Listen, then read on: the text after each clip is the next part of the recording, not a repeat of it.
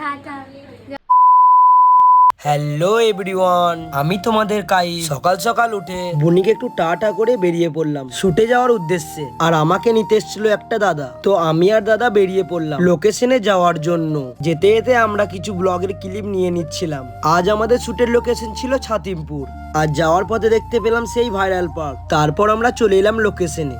আর আজ ছিল ছেলের লগন, আর তোমরা তো জানোই ছেলের লগন মানে মেয়ের বাড়ি যেতেই হবে। তো আমরা ওখান থেকে বেরিয়ে পড়লাম মেয়ের বাড়ি যাওয়ার উদ্দেশ্যে। আর এটা বর্ধমানের কোথায় তোমরা একটু কমেন্টে জানিও। তারপর আমরা চলে এলাম বর্ধমানের সেই জায়গা, এখানে পুজোর প্যান্ডেল আর মসজিদ পুরো পাশাপাশি। ওখান থেকে আসার পথে আমরা একটি জায়গায় দাঁড়িয়ে একটু রেস্ট নিচ্ছিলাম। তারপর আমরা চলে আসি মেয়ের বাড়িতে। আর মেয়ের বাড়ির লোকেশন ছিল কৃষ্ণবাটি। যাদের ভাতার বলগনার দিকে বাড়ি তারা হয়তো এই লোকেশনটা চেনো। তারপর আমরা লগনের তথ্যগুলো নিয়ে একটু সুর নিচ্ছিলাম। কিছু সুর নেওয়ার পর আমরা খাওয়া দাওয়া করে নিলাম।